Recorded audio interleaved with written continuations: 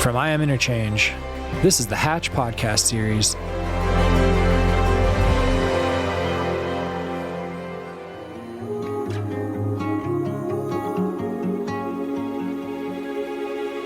It seems now more than ever that we have found ourselves on the cusp of monumental worldwide change. Whether we consider the environment, politics, infrastructure, health, economics, or inequities across a broad swath of social constructs, the consensus is clear and urgent. All is not as it should be. The United Nations, a consortium of 193 member states from around the globe, agrees. In 2015, the UN unanimously adopted the 17 Sustainable Development Goals, the SDGs. These goals call for urgent action in global partnership to secure peace and prosperity for people and the planet, now and into the future. In alignment with the SDGs, Hatch, a curated network of artists, activists, and entrepreneurs working together to accelerate positive global change, has partnered with I Am Interchange to fuse adventure journalism with experiential design labs to develop innovative solutions to complex global challenges.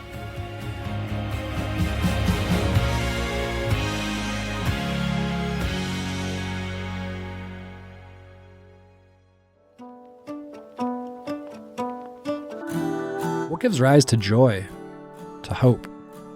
One of meaning and reconciliation. Many might espouse some presumed inherent worthiness of work, a legacy of things getting done and defining a life well lived. Others might speak of the importance of family, of intimate connection, of love as all you need. In this, context is important. Not only the context of the here and now, but that of the before. What preceded the now that has shaped both present and future perspectives. Entrepreneur, waste reduction advocate, and environmentalist Pashon Murray's perspective is defined by her personal experiences growing up in Texas, by the roots of her race, which calls back, ironically, to the cradle of humanity through which she now floats, one from which her people were ripped, as if from a mother's bosom so many generations ago, by her family's history in Mississippi, in Louisiana, in the slaveholding South. Fast friend, Sara Andrews, regenerative agriculture aficionado and founder of Bumbleroot Foods, is likewise shaped both by a rural Montana farm steeped in tragedy and grounded appreciation for the earth, and an unfortunate legacy of slave ownership in that selfsame Louisiana county. And they are both firmly entrenched in the feminine, in the sensitive undercurrent and vital emotional presence that offers power and pain. I'm Tate Chamberlin, and here, while aboard a sailboat on the Nile River, I host Pashon Murray and Sara Andrews as they share of their experiences in the realm of regeneration, both without and within, whilst sipping from the deep, dark dredges of generational trauma and healing. We're in Egypt. Join us, won't you? What kind of toys did you have growing up? I really didn't have a lot of toys. You know how at Christmas time your family they buy you what you want, but it was like laying in a corner somewhere. And so my mom was just kind of like, after a while, she didn't even really bother. Because you never played with what they got you? No, I played with video games, and I was an athlete from like 3-4 years old. So I had a soccer ball, football, basketball, and I just like being outside and running and playing like most kids back then. To me, that was just fun to hang out and challenge each other, race down the street, jump rope, hopscotch, all that good stuff. Nice. How about you, Sarah? At first, I couldn't even think of toys I had because my childhood memories are outside playing or reading. It was probably more books and inside, maybe some dolls. But really, we had a great group of neighborhood kids that we just would bike around, run around, had neighborhood games, and so it was very outdoor oriented rather than toy oriented. Yeah. Nice. How did you, will you tell me how you earned your first dollar? So I think having a father who was an entrepreneur, some kids have chores or whatever, but it wasn't like a consistent thing with me. But I did. My dad used to be like, okay, come ride with me. And like if he checked on a job site, with a crew of guys, that work for him. And I should say with him, because he's not the type of person that's like, you work for me. He always hired from the community, homeless shelters everywhere. And so he was kind of ahead of the game with the recidivism whole like dynamic and model. And so it was always people from the community. But I would be sweeping like kindergarten, first grade. Sweeping the job site? Yeah, he'd be like, just sweep this little area up. It'd probably be a little... That's cute. little area somewhere, and I thought I was like really doing something, because when I would ask him for money, that was his way of like, getting me to earn a few bucks. So that was my first journey into, I like money. I like this exchange. It was either kind of the chores allowance thing, or we used to have lemonade stands where we'd go buy candy from the general store and charge twice as much at the table and knock on people's doors to bring them lemonade where they couldn't say no. Nice. I think mine was either like a lemonade stand or from the Tooth Fairy. Tooth Fairy, yeah, I forgot about that. Like those, it's like, oh, okay, the tooth comes out, you get paid for it. This is all I have to do in life? Lose teeth? I'm Tate Chamberlin. This is the Hatch podcast series. We're with Pashon Murray and Sara Andrews. And we're in Egypt on the Nile River, floating up it now, actually. Mm-hmm. Yeah. No, we're floating down it. It flows north. And we're headed north. Mm-hmm. I want to elaborate a little bit on, we're talking about toys and childhood, and help me get into your childhood a little bit more. Dig in. What's something from your childhood that you look back on that you remember just like you like thanked yourself for doing, that you look back and thank yourself for doing now? I think what was unique is my family, like my mom and my aunts and uncles, we laugh about this now, but my mom tried to get my brother and I to go to Disney World a couple times. And we were just kind of like, no, we didn't, really want to go. And I would rather play with my cousins, because I think with the dichotomy of like a lot of Black families in the country is some of them are, in the urban community, and then some have reached middle or upper class. And so for me, it was always such a dynamic experience to hang out with family, no matter if it was public housing or if they were middle or upper class, you know what I mean? And so that's where I learned a lot of my savvies. For me, was going back in the hood or being in the urban community. And the other dynamic is the connection between my grandfather walking the earth and just kind of calling the cows in, like being down there, waking up with him.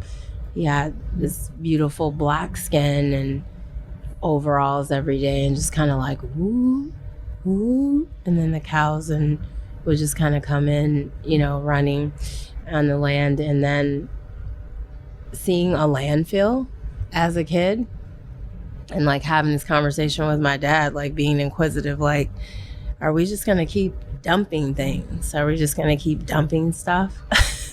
Because it really didn't add up for me as a child, because I'm like, well, what's going to happen in my mind? It was like, are we just going to have a landfill here, then get another landfill? And it just seemed like it didn't make any sense. I couldn't make any sense of it.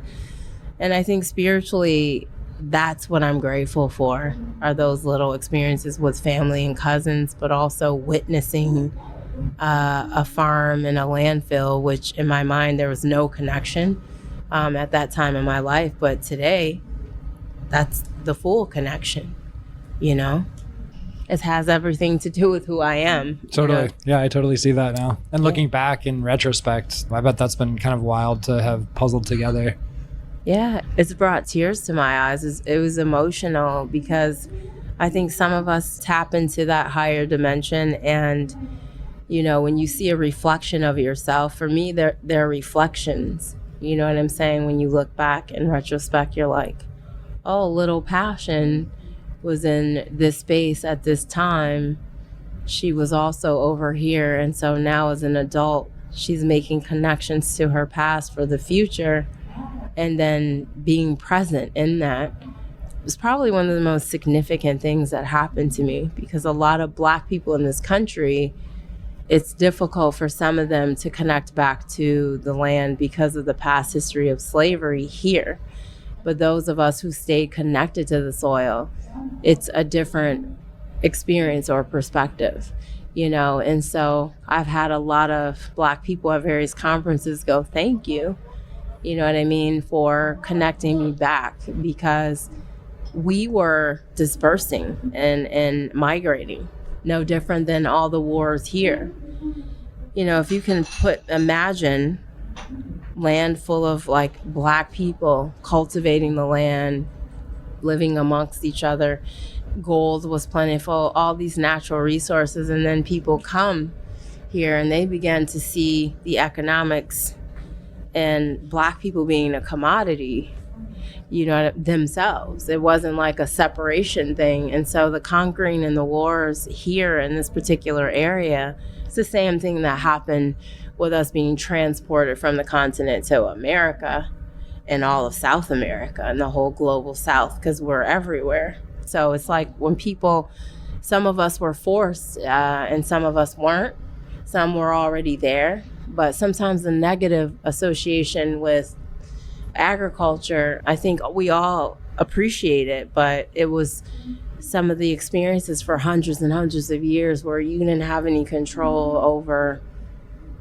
Spiritually, you had control, but some of us thought that we had to align because the power was with a group of people. But later, some of us found out, and some already knew it, that that wasn't the case.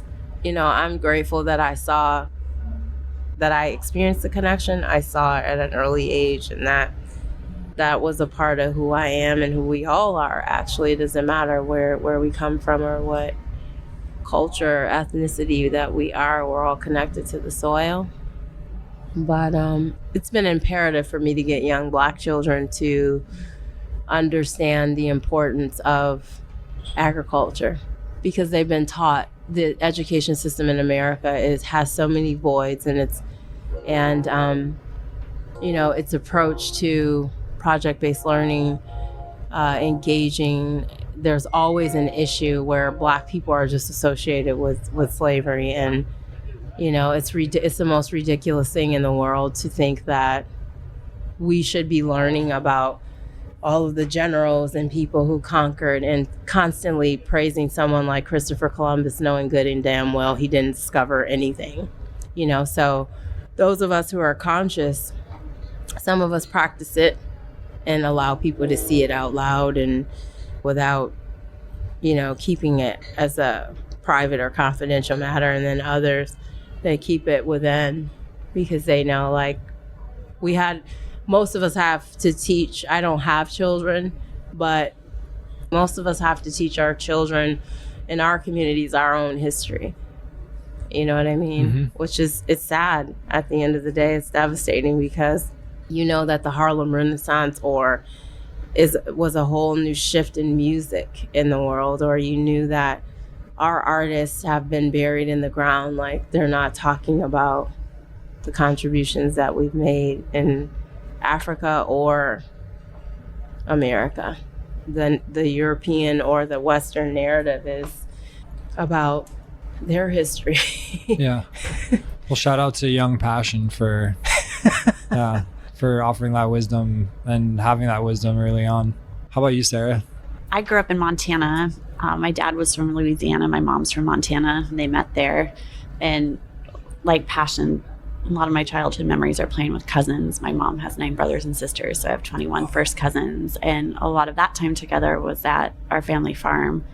And my grandparents had ranched, and my grandfather died of a heart attack at 46 ranching because it was so stressful, and there were issues with water and being in a conventional system where the producer becomes sort of a commodity themselves. And so while I was lucky to get access to this farm that my grandmother moved to, that still we go to as a family and have that connection to the land, there was always a message that agriculture as a career is tragic. It's devastating and hard.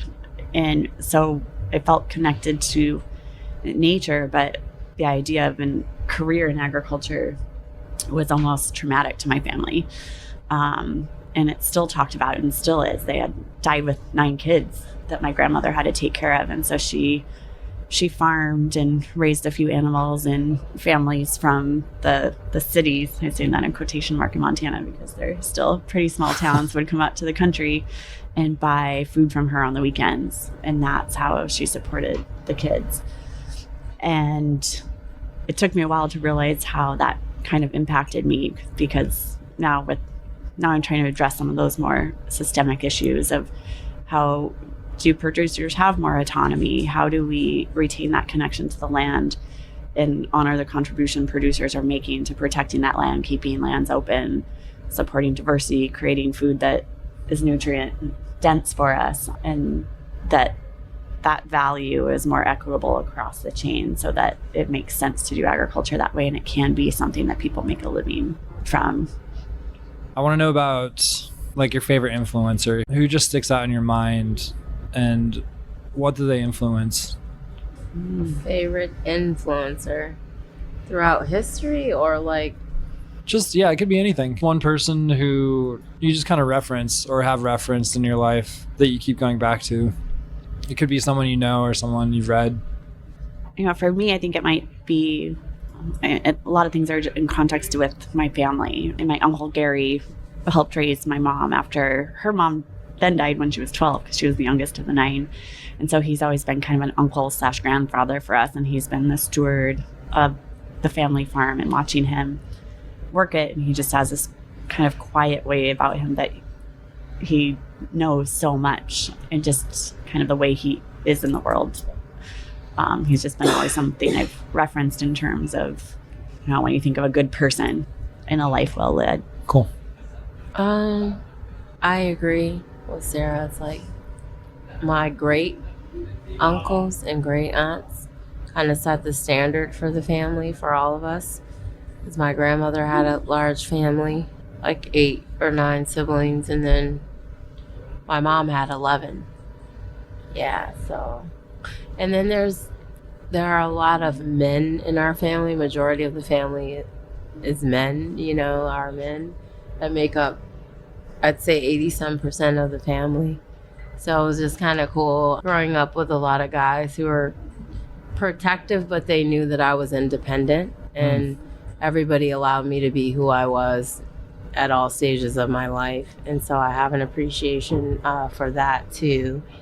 But there's so many people to name in history that were influences, like Malcolm X, Martin Luther King, so many poets, so many artists, that spoke culturally speaking through their crafts and arts and their words, that resonate with me today, but I think family is kind of the bedrock, the foundation for me. Having strong women and strong men, coming from strong men and strong women.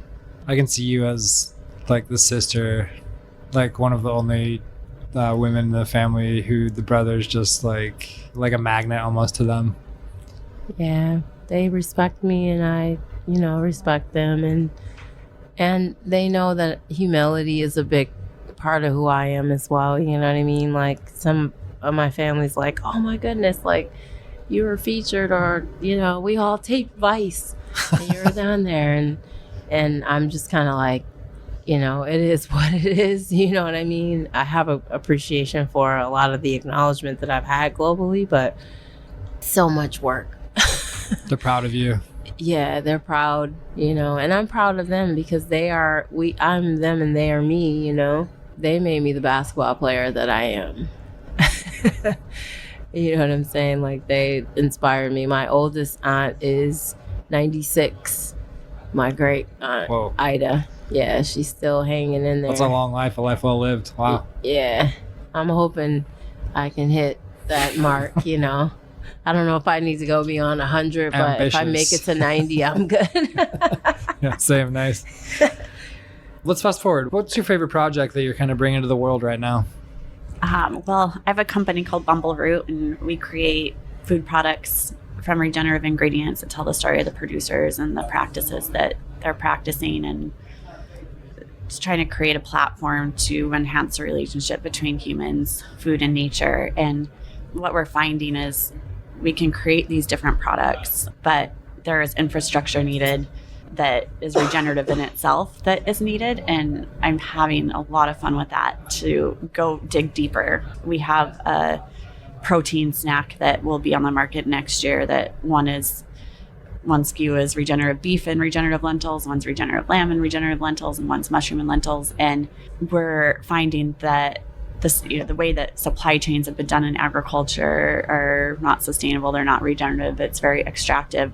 So to create a new model with a new product and a new story means really changing the way we partner with producers. And it's not just looking at, for example, the regenerative beef as a supply chain, but how do we build something that where we have a collective of producers and we're meeting what they need and we're solving challenges within the ecosystem. And so that, to me, is what gets me so excited to be working with producers to figure out what actual physical infrastructure we need. So we realize with this meat snack, there isn't the capacity for co-packers, which is the term for the companies that manufacture your product that you don't own, but they'll produce it for you.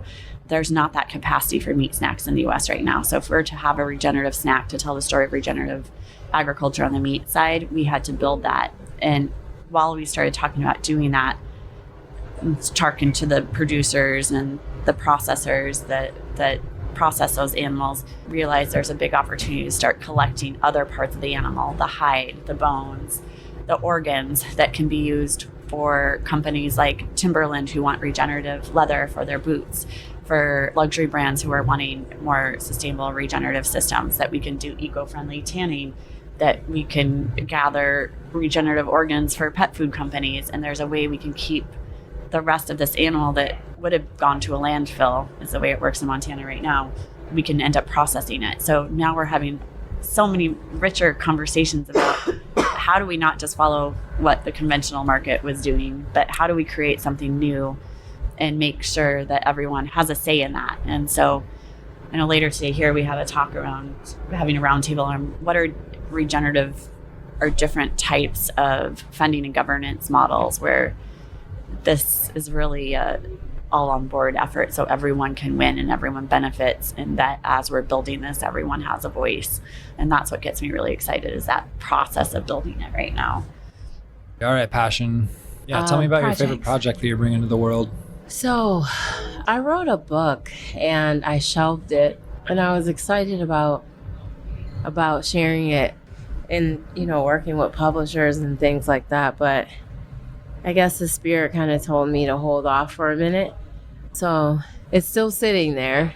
But I think this trip and a few other things that I've accomplished over the last couple of months need to be included in another chapter. But I'm excited about sharing within that book that some of the most vulnerable communities around the world are, impacted the most, but their voices aren't being heard when it comes to the impact of the climate crisis. And just kind of sharing my journey, because a lot of people who know me from different perspectives or aspects.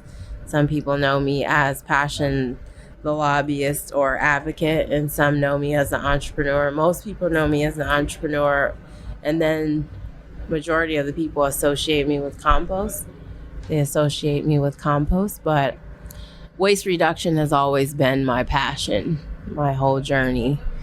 But I think the most, I'm proud of this project that I'm working on right now, and that's basically to help communicate and bring awareness around the waste stream and how we can divert, what technologies are out there.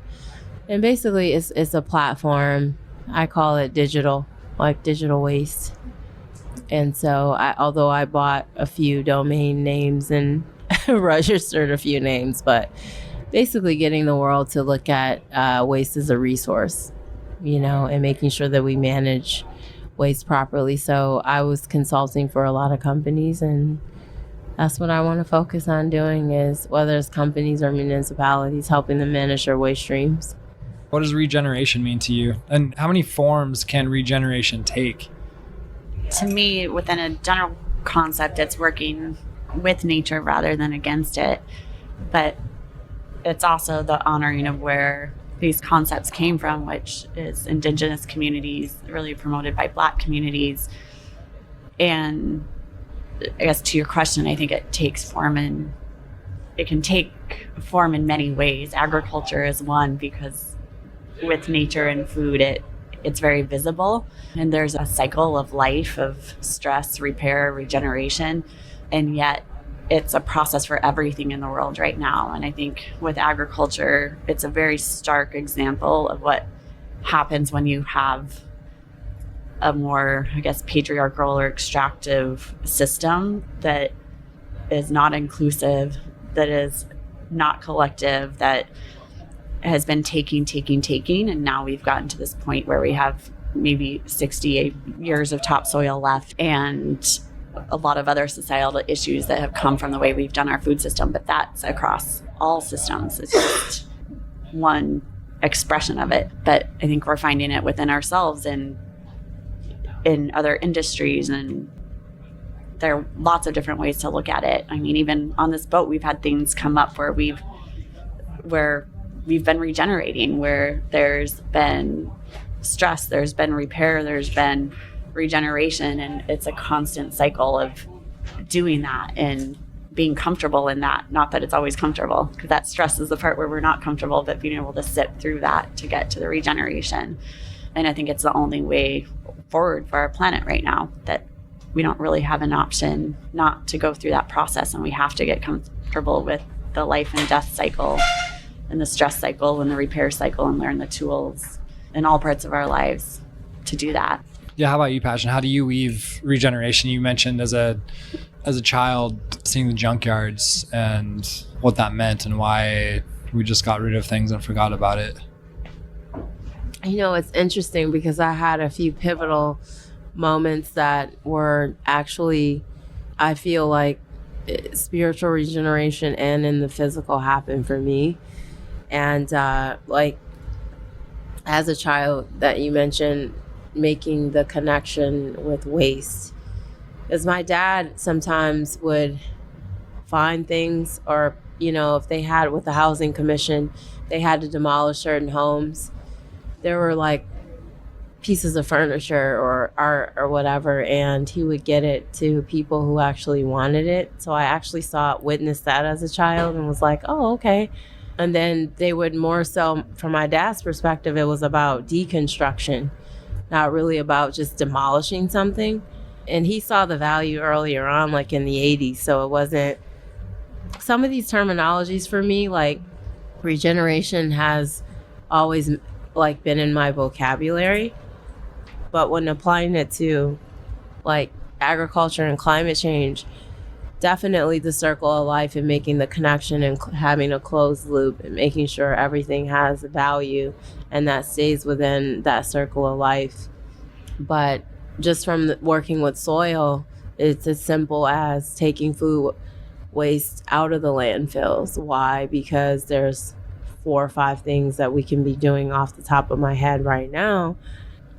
Diversion, one, capturing that methane or those greenhouse gases and redirecting them, using them for energy, making fuel, making compost, recovering food that people can consume. There's 1 in 7 or 1 in 8 Americans who are food insecure, depending on where you are. But the fact that one of my proudest moments was when the UN actually acknowledged me as a food hero.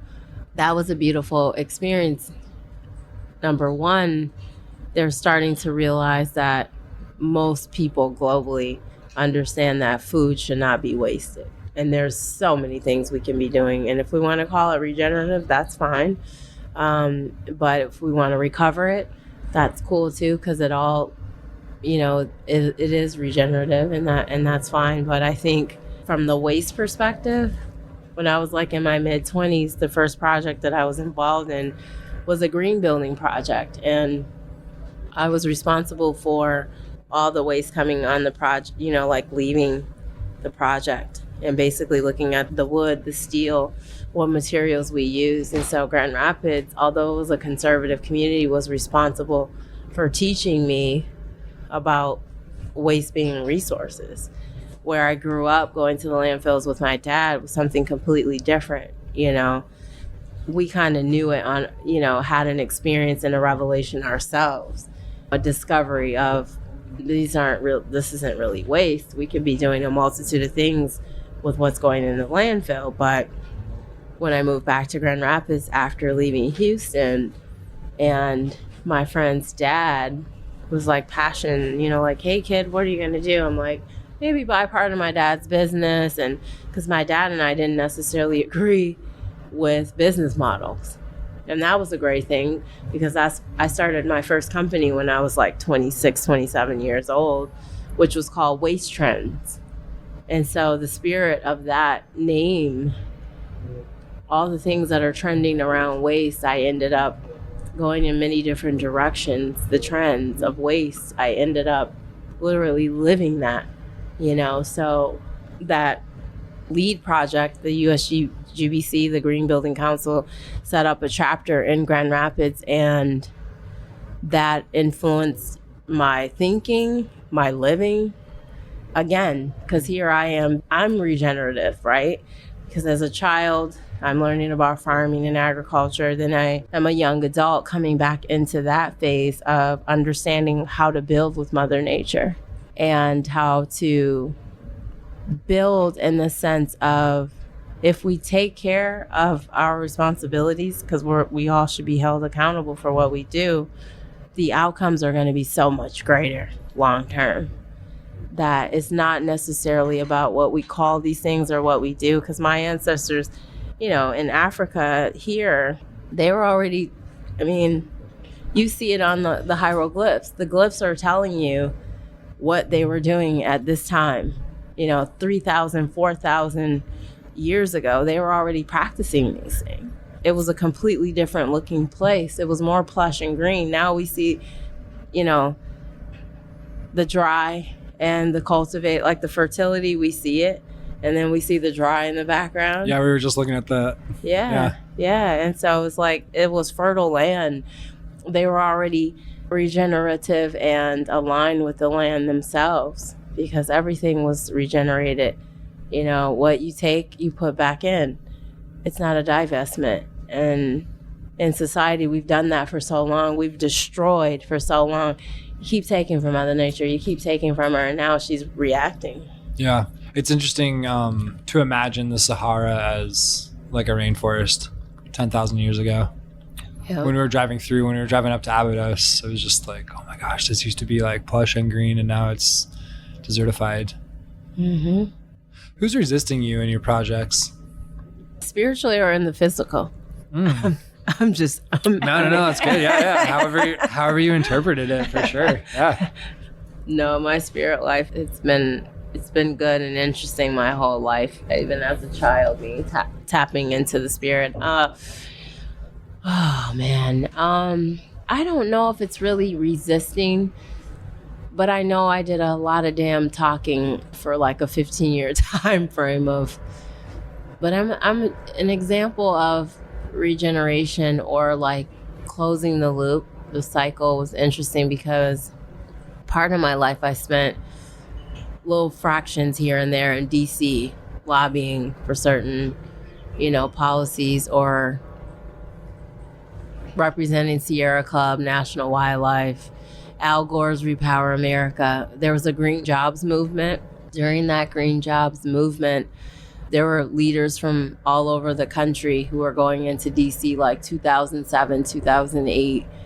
And one of the most significant experiences in my life, one, because it started teaching me about the dynamic of the Hill and how the government operates. And it was so unbalanced with fossil fuels, tobacco, all like the destructive things that are happening. And so most of the people who were pushing energy and agriculture at that time, it was just like, when you look at the economics of the investment, I'm like, 13, 14 years ago, I was like, oh, this is going to be a long road, because is this falling on deaf ears? You know what I'm saying?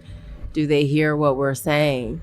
And on 2/22, I was invited to the U.S. Senate this year to testify. And it was so interesting because it was bipartisan. Like, most of the Republicans and Democrats were like, what can we do around infrastructure, recycling, and composting?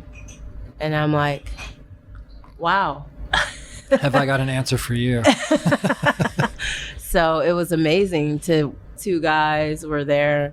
One was on Zoom, but the beauty and that Reduction in Inflation Act, which I didn't know that it was going to be called that, but there were multiple witnesses throughout the year who were working in various industries who were called to testify before the U.S. Senate. And at the end of the day, I just wanted to read a statement first, so that was on record. And it basically talked about infrastructure, examples of technologies, waste to energy, all the things that I thought from my perspective, and examples from around the world of what we could be doing in the States. And then I kind of dove into certain policies, because we need those policies to support ordinances on a local level, because most people don't really look at their local government the same way they look at the federal government, especially those who, when it comes to voting and things of that nature. So I really just wanted them to understand that the most vulnerable communities that are being impacted from a health perspective, there are all these little black and brown children for generations suffering from asthma from an incinerator or a landfill. And we definitely can change that dynamic, you know what I mean? And it's about our culture and our practices. So for me, it's like, how do we change the law to start mandating? Because when you start holding people accountable, like, don't throw that away, separate that out, they'll start doing it. If they know they're going to be fined or there's a small fee associated with it, they'll change. And that's the drastic measures that have to take place. We have to implement those now, because we've been in a crisis. You know what I mean?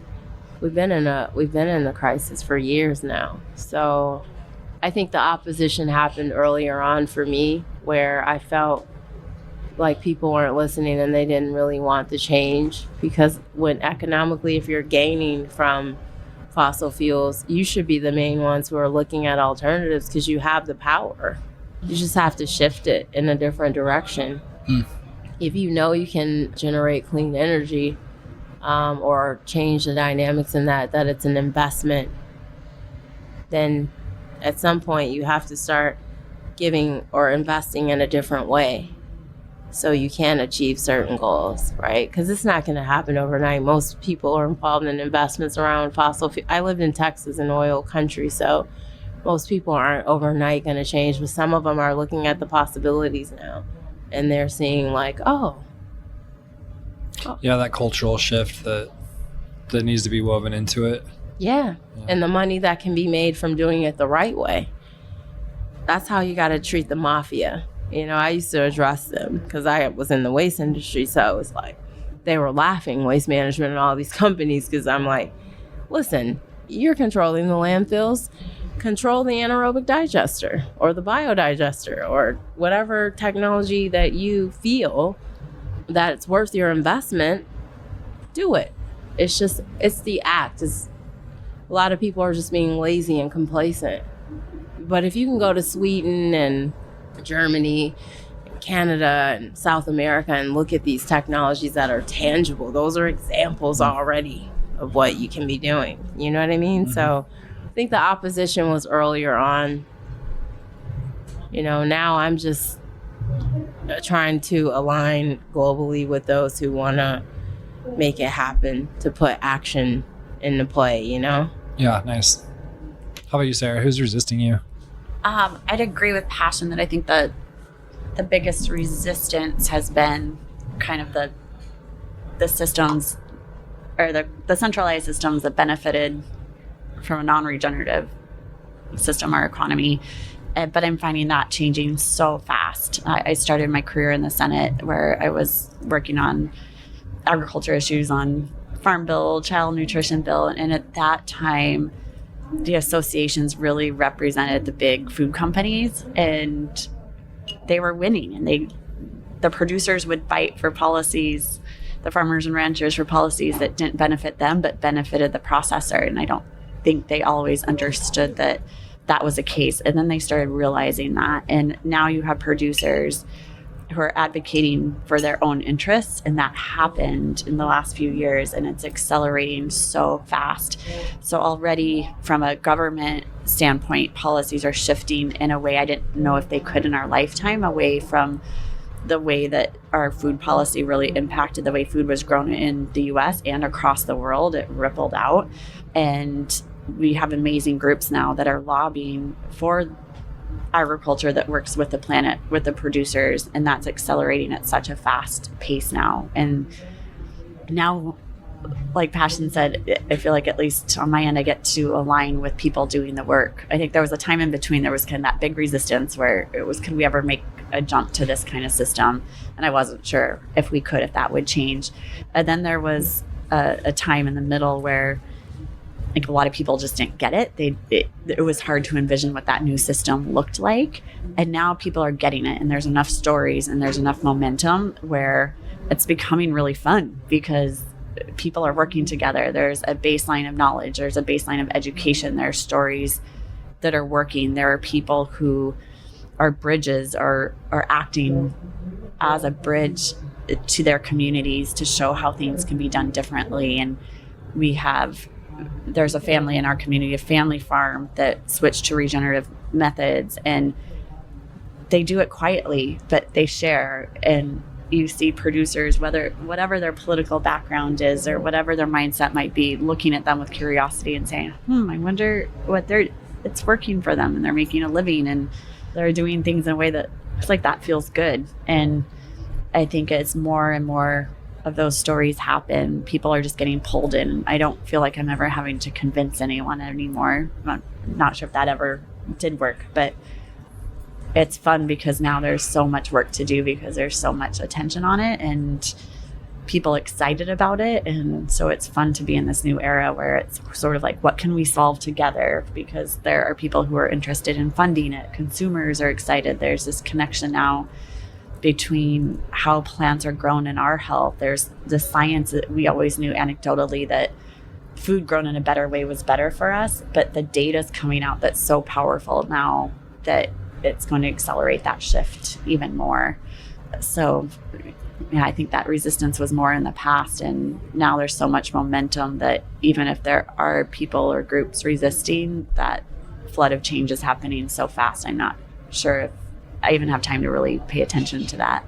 Did you leave like your occupation, your job, because you wanted to be more boots on the ground and working with people? I did. I left the Senate after 4 years, and I loved my work there, but also it seemed like I could be working on the same issues for 20 years and it might be moving at a glacial speed.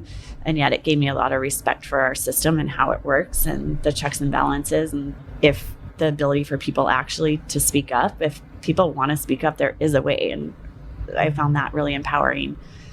But I wanted to understand how things worked in the practical world. We were talking about things at such a big level. And so I went to business school and worked in the corporate world for a number of years, which wasn't necessarily in alignment with me, but I learned a lot of skills in terms of how to communicate and make that bridge between ideas and business and implementing that. And then it got to the point I really wanted to be on the ground with small producers because I had watched how our food system had impacted the rest of the world.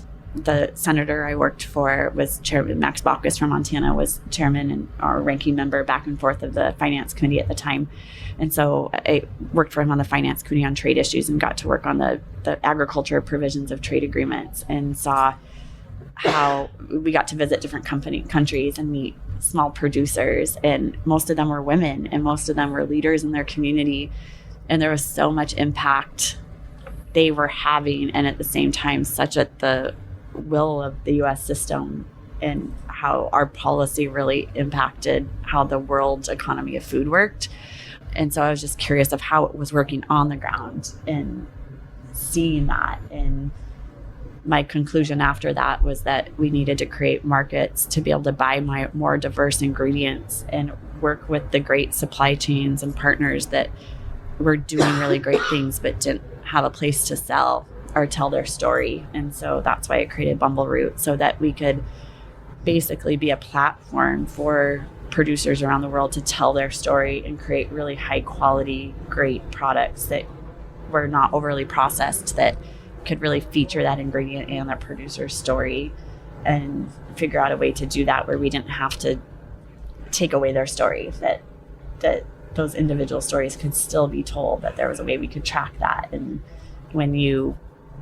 that you can dig into an ingredient in your product and know where it came from. And so that's what we're trying to do now. Good. That's great.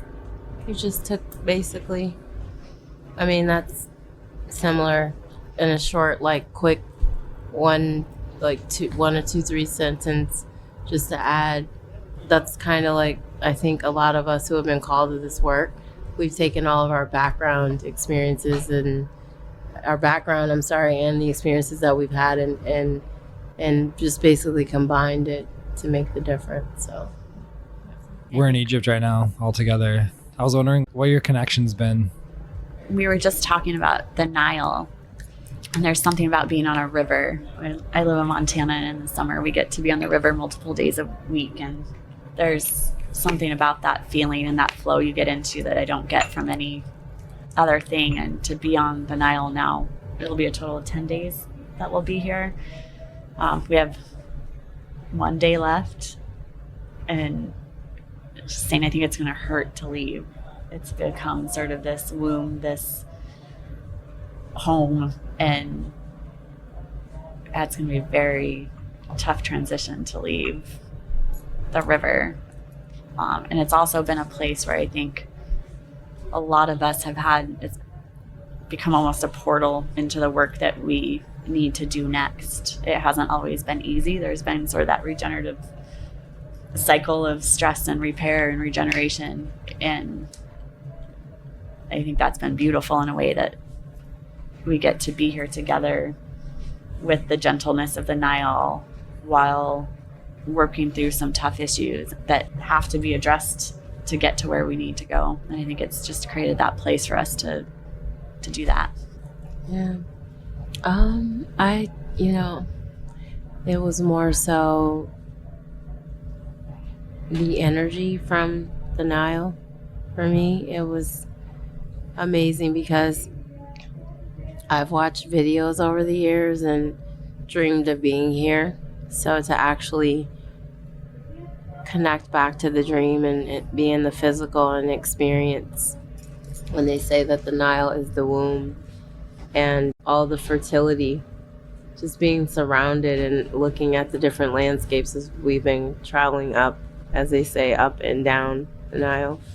You actually, up is south, and north is down or whatever, but the flow of it and just being able to, the maps that I've looked at over the years of specific places that are here and just being like, man, I just experienced going there, and Aswan, which we call Nubia, just getting the way of the land and just being here. And like I said, it was just an energetic surge for me.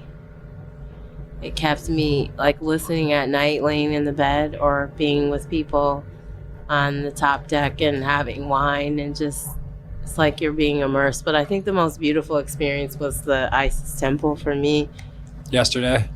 Putting our feet, and some people actually got in, but just connecting with it in that way. In the water? Mm-hmm. Yep. So, but the energy from it, it's just been beautiful. The sunsets, the connection with all of us spiritually, but also I think the movement and the flow, you know what I mean? It was like reading about it and experiencing it in the physical has a completely different impact, Yeah. So I definitely, within the hieroglyphs and the connection to the actual Nile and like the cosmos, like it's all so real. and the pictures just don't do it. You know, it doesn't do it justice, right? It's like being here and just immersing yourself in it. It's just been a beautiful experience. For sure. Mm-hmm. We've been like Luxor is super masculine, and then Liz, you said we were in Isis yesterday, the feminine. How's that been sitting with you, that exploration within yourselves of your masculine and feminine side? I didn't expect that the energy that would feel from those places and the temples, that it would be in such an intense way. And I think one of the beautiful things is, as we started to get in this flow, we were in such a feminine, gentle place as a boat and as a group of people, that some things happened. People came in and out where things that we would have just kind of accepted in everyday life seemed so jarring. And women and the feminine energy of everyone on the boat came together, and instead of this kind of history that I think all women have had, and probably the feminine in everyone, of almost gaslighting ourselves that things were okay that weren't, that probably part of our body understood weren't okay, when we could have a chance to talk about it and we were in such that flow and sensitivity, it really showed it wasn't okay. And it was sort of that sensitivity that allowed us to move into a new phase. And I'm going to be really carrying with me. I think sometimes I thought my sensitivity was a hindrance. And so trying to look at that as a gift of recognizing when things aren't right and trying to create a way to repair that or address that. I think it's just giving me more confidence in that sensitivity, and I think a group of people to also go to and be like, does this feel right to you? Does this feel right to you? And get that validation or that support to run that by people and come together to have that power to make a change. So I looked at some of the actual branding and marketing for the trip, or at least the agenda. I don't want to say branding and marketing, but that's what everyone does in the world. It's the jargon. Yeah. They brand things or market it, but the actual agenda for the trip, I think I glanced at it briefly and I saw, oh, feminine. And because in my mind, we take the left brain and the right brain, you know what I mean? And in spiritual contexts, in ancient civilization, there's masculine and feminine, and how the brain works, but also how we react to certain things and how we are in certain situations. And I didn't really think that there would be that much focus on the masculine and feminine. Just, I think because in my mind, I was just like, oh, okay, this is the mother of the earth, the civilization.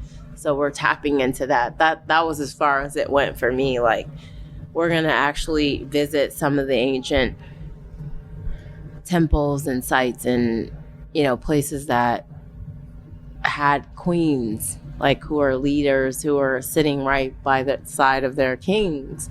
That this was like a union that once within these dynasties, like the Pharaonic dynasty, right? When you think about the temple and that triangle, when you think about death, birth, resurrection, when you think about all of the things that take place within that triangle, that's where my mind was, you know, and that's the connection that I wanted to make. Is I've always been so proud of this area and the contributions that the women have made, because in this part of Egypt and in various places throughout Egypt, the king and the queen, they focus kind of on Isis more so than they do, or in Ma'at, which is basically law. She has this balance, the scales. But in the Sudan and other parts where the Pharaonic and the dynasties took place, women were leaders. You have like 30, 40 women that can be named that were queens. But in these particular areas, you can kind of tell that the conquerors from Persia, Greek, Rome, Romans, Arabs, you can see all of the influence in that. But when you start getting in specific areas throughout the Sudan and how before the Greeks and the Romans, Persians, or whomever were here, women were of significance. They always have been here. But to see the dynamic of religion and politics took place and started removing the woman, she's not removed from the ancient sites, but she's removed from all of the books that talk about the history of this place. So for me, it was making that connection again and being in the physical and touching, even though they were like, don't touch this, don't take this, don't take those rocks. I took them anyway. Because I don't know if I'm ever, I don't know when I'm coming back. I can't say that I'm going to come back to this specific area, but this was the beginning of my journey in this part of the world. But it was imperative for me to make that connection, to say that women, they ruled at one time. You know what I'm saying? Because they had to represent their families. And it was throughout history the matriarchal bloodline. That's not really told in the Bible or in the Quran and in the history books, but it was the matriarch. It was her family that was of great significance, because the queens in various areas, they were the energy source. They were the balance in the cosmos and in the physical, but when that's removed and it's sacred information, growing up, that's just something that we knew and we studied. You know what I mean? But I heard people saying things to me like, oh, well, what book? Or, oh, what this? And it wasn't always a book. Mm-hmm. Those were lessons that going to a historical Black college being taught by someone that's from here, or that's being in a city with 80% of our population is Black in Detroit. So you're really getting a different lesson. Somebody else might take the metaphysical from here, I can give like the Jamaicans that I'm close to in my life.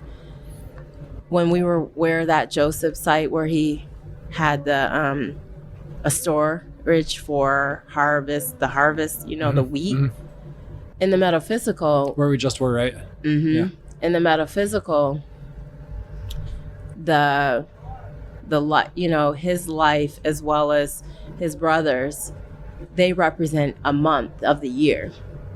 You know what I mean? And so I'm February. So Joseph is February, according to their practices in South, like the Caribbean and Jamaica. So when you start looking at astrology, they represent each month, right? And so for me, the significance today, I was later than everybody. So I thought there was 4 more people who came after me, but when we got there, it resonated with me, because I'm like, my Jamaican friends call me Joseph because I was born in February, and that Joseph represents the month of February. So you start looking at how all these people around the world, Black people who have an association with astrology, spirituality, the cosmos, all of it's connected, but everybody interprets things a little differently. But that has significance. And so Pamela was like, she's like, there's a spirit with you right now. And I said, I know who that is. Joseph. Well, it was Rachel, who was a friend of mine. She's Jamaican. She passed away in July. And that's who used to always call me Joseph, because she was like, your heart, your imagination, you're born in February. Because in their Jamaicans, their tradition is all of that family, Jacob and his children, they all make up the months of the year, and they're all from a metaphysical, the astrology, and the cosmos. So it was like, ooh, then I had to get on that donkey. Ride back again. It was so funny watching you roll up on it. I had a hunch that you would do the donkey. Yeah, I have a video of you coming into the village on the donkey. I had to do that. I'm like, Jesus, I was down with Jesus, different people tell different stories about Jesus, and Joseph and all the other characters, but I had to get on that donkey in this land. That's a wonderful story. I'll never forget. I hope somebody got a photo of you. I'm sure they did. Yeah. It'll be in our group chat. I'll send a video Yeah, out. cool. Nice. Good. We were at Crocodile Temple and we held a ceremony and celebrated the Black Madonna. And I was wondering how that went for the two of you. What was that like? I know how I felt. I was deeply touched, but yeah, I just want to hear your side.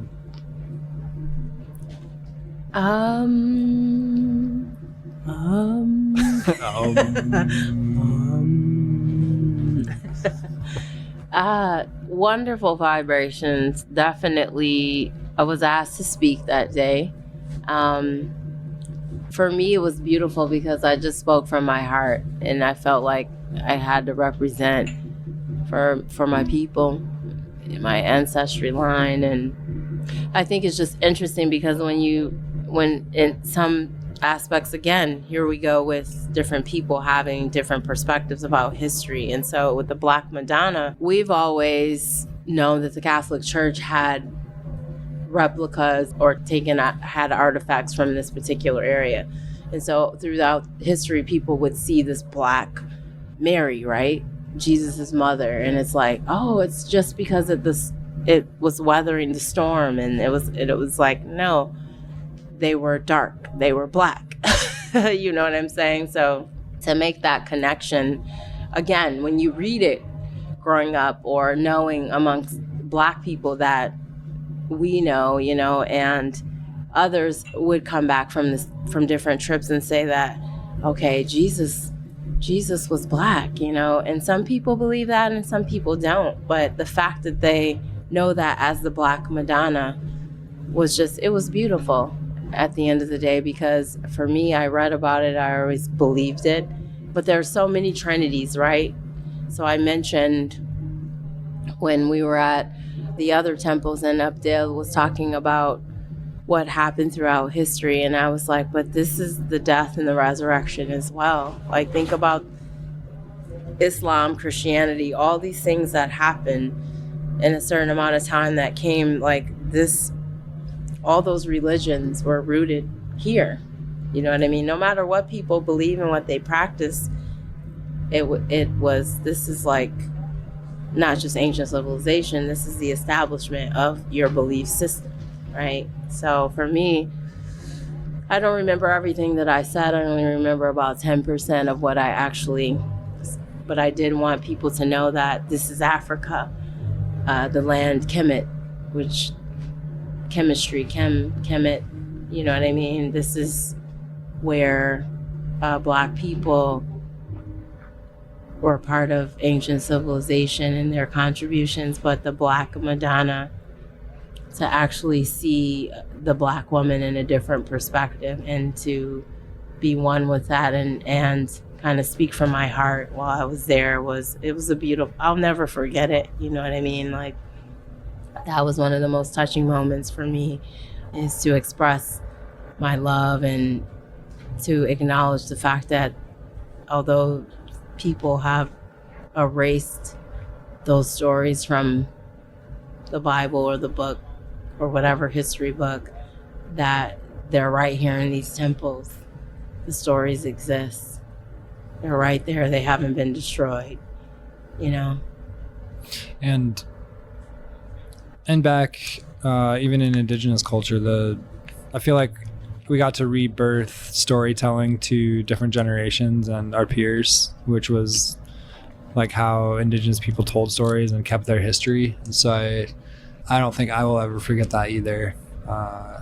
So yeah, it was not necessarily just a reminder of history that we can all carry forward and keep. It's so grateful for both you and Kimberly for sharing, and Kimberly sharing that beautiful Sonia Sanchez poem. Mm-hmm. Because there's been a total rewriting of history, and we got to create another story.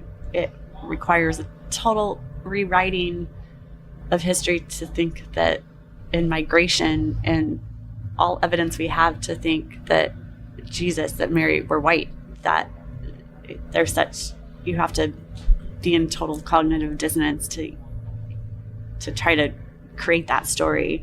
And yet that's what was done. And basically the whole world was gaslit to try to create a story that Holy Family was white to achieve whatever system and justify inequities. And so thank you for helping start create those stories and the imagery that we need to really reclaim the true history. Mm-hmm. Mm-hmm. Yeah, definitely. Like you said, different ethnicities telling their perspective, like to manipulate or influence, right? And that,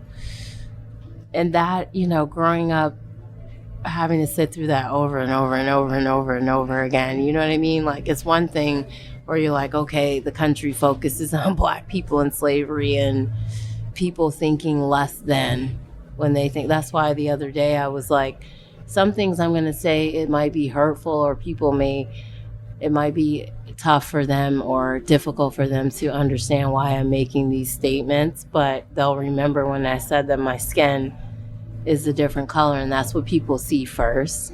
And that's just how the world is. It's not just because people see a variety of colors.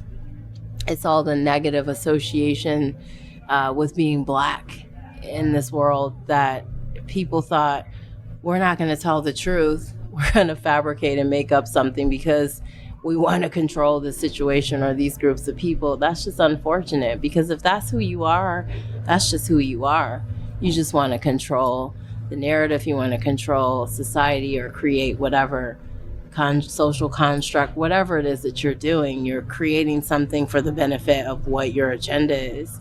And to take it as far as religion or spirit to integrate, because we have this thing in Black community where we're like, well, the slave owner is teaching you about spirituality and your beliefs is hilarious. You know what I'm saying? Because we had to use that as a weapon and tool. You have to let the destroyer tell you their story and carry it. But we were using that as an escape tool. Like, oh, if we praise God the way they want us to praise God, then we're going to be able to create a system where we can have this underground railroad or this system of escape. But we're going to let them think they're manipulating us, but we actually know the truth. Because there's no way Joseph could have been amongst the people here if his skin wasn't dark. There's no way that certain people were coming into this area at that particular time. There wasn't a lot of diversity. If you look at the alphabet, the J's they didn't exist at that time. You have to look at the alphabet. You have to look at everything that was going on, and it'll tell you that remove this language, remove these alphabets, remove this information, remove. The erasure was to disconnect the truth. Take those noses and knock them off the statues, so people will know that that's not an African nose, or change the color or the hue of the skin in this particular picture so people will see themselves in there. But you can't see yourself as a Black person. You can only see it as a light-hued person. You know what I'm saying? So everything mattered.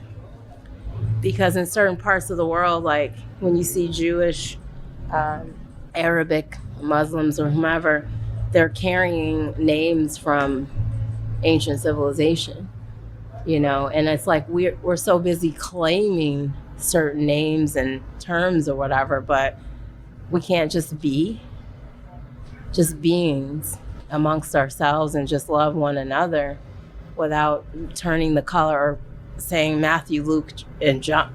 I'm like, I don't really know where some of these people came from, and they've been trying to prove like, oh, that this person wrote this story and this person, but there's no proof. And if Jesus was this character who you want to write about, you're telling bits and pieces of his story without truly telling the full story, because who would go into a temple and tear it up if the temple was actually doing or operating in a way that was best for humanity? So it's like you get these little pieces of the puzzle in the Bible or the Quran, and you start in Judaism, you start putting these pieces together and it's like, oh, this probably occurred, or this may have happened at this time, and this alphabet didn't even exist, or this alphabet is the letters and words. This is cosmic language that was removed, so people are reading something and not fully understanding. Like, I can read this biblical story, but this doesn't really, how did this happen? Or why are they saying that there was Adam and Eve? Is Adam and Eve a group of people? Is Adam and Eve two people? Was Adam and Eve a cosmic? You know what I'm saying? Mm-hmm. And so when you start translating and you tell your story, I tell mine, the world receives all these different stories because people want to tell their own narratives. The alphabet. Well, that's how the Bible was created, a group of men in a room to collect the stories that fit the narrative and the system they were wanting to create and uphold. Mm-hmm. And it takes pulling together all the stories to figure out what really was going on. And unfortunately, that's still happening now. The work that we're doing is to bring those stories back in, because that still happens with systems where voices are excluded to uphold the system that benefits some. And it's been going on forever with the creation and the process of creating the Bible. It's not a just practice in any way. The alphabet's an interesting framework to look at the lens and timeline of history. That was good. Will you tell me a little bit about your family's history in the United States? Yeah. So I just started really tapping into genealogy and DNA, so to speak, right? DNA in the sense of understanding truly from a scientific what DNA is, what are we made up as beings, was one thing, and learning about the spirit, right? The tree of life is within most religions, and understanding how the body is made up physically, you know what I'm saying? And once I got to a point where I was like, okay, I'm connected to the earth. I somewhat understand because I'm forever learning. I'm on this journey of being, where I call it's a learning journey, an evolution of things that you get to one point and you're like, oh, that's interesting. Like I shared with you with the alphabet, when I discovered that what some of the ancient languages were, and there wasn't a J. You know what I'm saying? A J came so much later, Yeshua, or you start looking at, and making these connections spiritually. I was just on the spiritual journey for so long. And then it was like I came to a point where, okay, Pashon, are you ready to look and discover some of the trauma and things that happen as being connected to sharecroppers, being connected to slaves, being connected to the indigenous and some of the people who are already here? Because again, in the United States, it wasn't about the dark indigenous. It wasn't about them. It was more so about the lighter indigenous, because indigenous people come in many different forms as well. So, and you start hearing certain leaders like Malcolm X and Martin Luther King, before they were assassinated, that information was starting to come out about a lot of us being both, right? And it's still that mystery, mystical thing of Black and indigenous, but we were together in many forms. And when you start traveling down these roads, it's like you got to prepare yourself and put on armor. Not armor in the sense of you're going to fight, but armor in the sense of to protect your heart and your soul as you're on this journey of learning about who you are.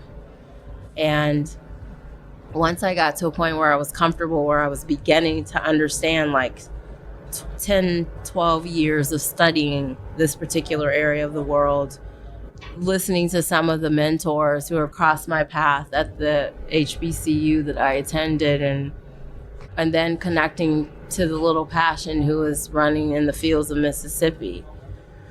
And then learning about the soil in itself and how complex it is, that all of the blood and trauma that was in the soil that sustained it. because Billie Holiday has a song called Strange Fruit. Strange Fruit was about the Black people who were hanging for the magnolia trees, hanging from the trees in the South. When white people actually hung us, that was just one form of it being told in mute. And she wasn't allowed to sing that song. She was allowed to walk through the back door of a facility like most Black actors and entertainers at that time, but she wasn't really truly allowed to sing that song. They asked her not to sing it. And when you think about Strange Fruit, so many things come to mind with me. It's the fact that Black people were a commodity. It's the fact that we were the fruit here and there in the United States.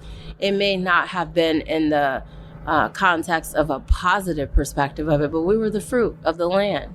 You know, most of the white families, they weren't going to be out in the field for 20 hours. You know what I'm saying? Destroying their bodies, being the mule, being the harvester. They weren't going to do that. The whole thing was about manipulation and conquering. And I think that some of us are born in certain parts, it's different time frames of the world. I know that if I were born back then, I would have been a fighter. You know what I'm saying? Like, I would have wanted to free a lot of people. I would have taken a chance on my life.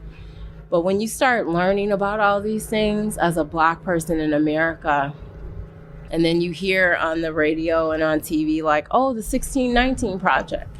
Like, white people don't want their kids to learn about slavery. And I'm like, but the 1619 Project is not about just white people learning about slavery. It's about people learning the truth about history and what other Black people contributed.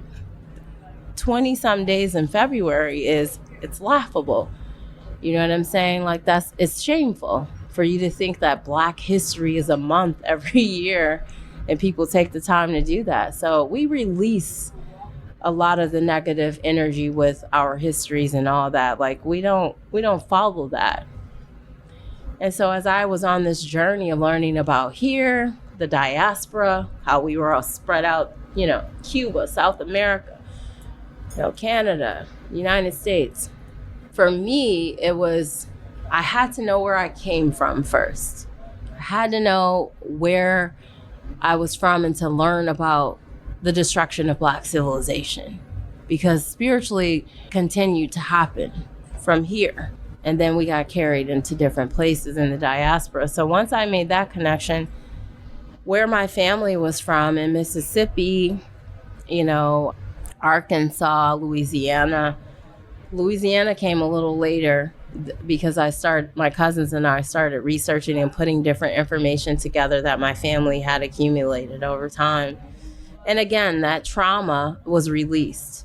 So I no longer, that wasn't in my heart and in my soul anymore. I was like, I elevated. And so it's like, now it's time. But a lot of Black people, they're like, I don't want to know. Like, I don't want to tap into that. It's not that they don't care. It's they don't want to travel down that road. Some of them, it's like, do I really want to take these tests and find out, you know, what happened? I did, you know, and you contemplate it a little bit and you go back and forth. And so I did it. And what happened was I started reading about different family members and how they were born on this plantation or they were sharecropping over here. And, you know, and there's a funny story about my grandmother when she's the youngest out of like 8 or 9 kids. And she was like, to hell with this. Like, I'm not going to sharecrop and live the rest of my life, like paying somebody for the work that I'm doing so I can just eat and have a place to stay. And so my grandmother, we're talking about Lottie Murray, my grandmother. We're not talking about a great. We're talking about my grandmother being a sharecropper. So at one point in her life, that's how she spent her life. The other half, when I'm born and all my other cousins and our own grandmother was a sharecropper. Born on her father was a sharecropper. She was a sharecropper. And then my family made up in their mind that we're going to take the migration route as well. We're leaving Mississippi. But my grandfather's side, I had some of the information and some of it I did not fully recover. And I'm just now starting to. And it's been a beautiful process because his father and mother, his parents, my great-grandparent, my great-grandfather, and great-grandmother, they were born on a plantation in Louisiana. And so a lot of people try to justify the difference between like the sharecropping and the actual slavery, but it's all the same to me.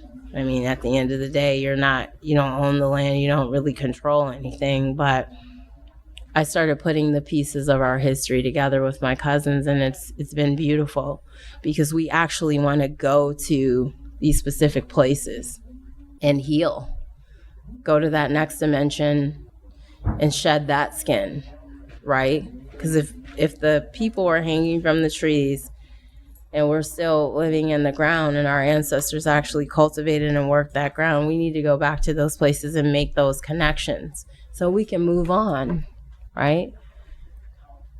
And so having a family that went to Texas, we ended up migrating. We were the typical Black migration, like some of us were free, some of us weren't.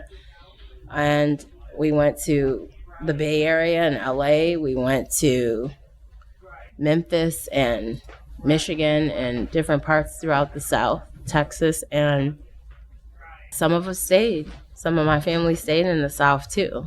So I think within my heart and my soul, it was meant for me to take the path that I took. I can't tell the next Black person what they should do. But for me, it was important to bring closure to that. And so my great aunts and uncles actually became entrepreneurs, a lot of them in Michigan. They built the church that we went to that's still standing, that's gorgeous. They built the gas station across the street that the Cheeks family owns now, owned, and they sold it. Another Black family that sold the gas station. We built buildings, and, these were my great aunts and uncles. So it was like, that entrepreneurship is in my blood too. So there's beauty in the struggle as well. But at the end of the day, coming from the South and dealing with slavery, I go into it. You know what I'm saying? Like, I want to immerse myself into that because I feel like that was a part of who my family was. I mean, and it's in me. You know what I mean? Like, I can't escape that, but I have to either acknowledge it and work within myself and with my family to discover some things for us. And it's a blessing to be able to do it because some families were split up and sold or to a degree where they don't know. You know what I mean? They only have little snippets or a little bit of information. That's very unfortunate when you can't even connect back to the root. And so it's just been a beautiful, and I know that was a long answer, but I'm only giving you a fraction of it. But at the end of the day, I'm so grateful that I had the opportunity to discover these things, right? Because I can be in a room full of people and listen to some information or them exchanging information about this particular area of the world and won't say anything, and it's completely off. And know that there was a huge migration in Africa as well. These particular areas, they were devastated and destroyed as well. And the Nile is a reflection of the Mississippi River. If you go to the Mississippi River, it has that same energy, that same flow. And Black people were all around that Mississippi River as well, just like they were all around the Nile. And so history has all these connections, these nodes, being able to connect these things. And so the more that you discover and accept the truth and walk in that and embrace it and immerse yourself into it, you'll be amazed at what can come into the mind. And remember, I was touching your forehead, the third eye, that pineal gland, and that connection to the cosmos, because you continue to elevate spiritually. When you discover the truth, you release and you shed another layer, and you just keep ascending. Thanks, Pashon. It wasn't long-winded. It was right what it needed to be. Thank you for sharing. Of course.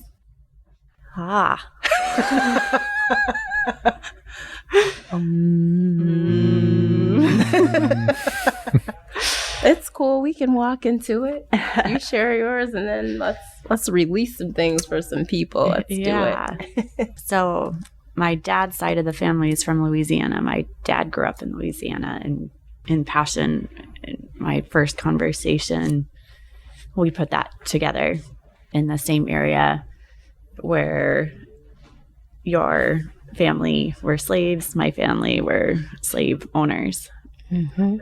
And it's always been a part of my genealogy and history that's been really hard for me. And on the Montana side, are the issues of land ownership and indigenous lands, which have their own complexities, and there's some work being done around here with that. But the Louisiana side, it's been a part I've just kind of always put aside.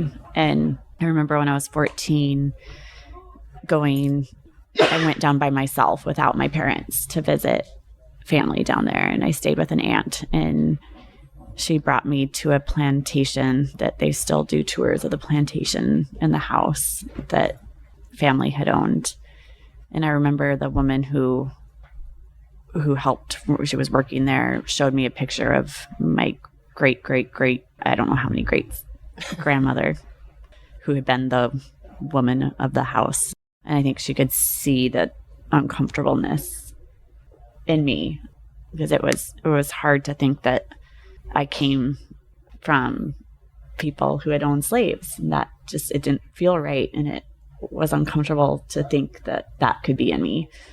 And I remember her saying, "Oh, but it's okay. She was really nice to the slaves." And even at 14, I was horrified. So I was like, why didn't someone I was connected to free the slave? Why did they have slaves? To be nice to the slaves. I couldn't even understand how she could say that. Mm-hmm. And now looking back, I'm kind of proud of my 14-year-old self to have that, even see that distinction. And after our conversation, I was thinking I never would want my great, I don't have kids yet, but hope someday I will. And that if I have great grandkids, I don't want them saying, why didn't she do more for equity? Why didn't she do more for climate change in the way that I felt in that moment?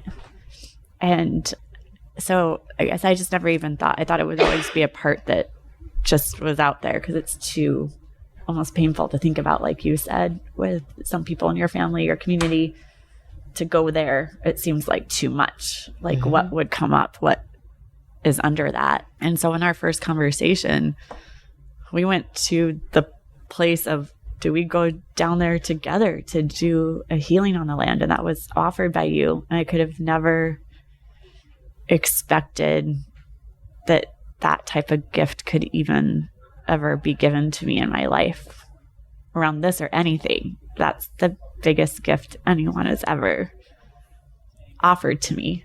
And at that point, we'd been talking maybe 20 minutes. I don't know.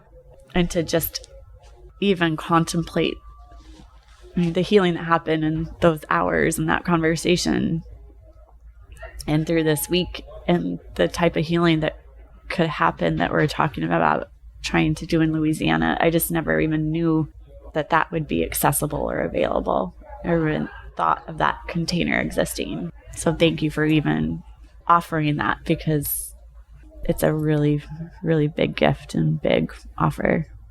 Well, you possess a spirit that was inviting, because perhaps if you were someone else, maybe it wouldn't have happened. So for you to have that open heart as the 14-year-old that you had, this distinguish between, you were ashamed of what happened, but it's still a part of your family history or your family line. But the fact that you were coming into the truth, and that is what I felt, that, you're like, you could see it all in your body, like you just didn't want anything to do with it. And I read your body language, and it was just like, well, some of us are going to come together to heal, and others, they're going to carry anger for whatever it is. They may have lost part of their family, in the migration. They may not ever connect to them or know who they were. But the information that I do have, I cherish it and value.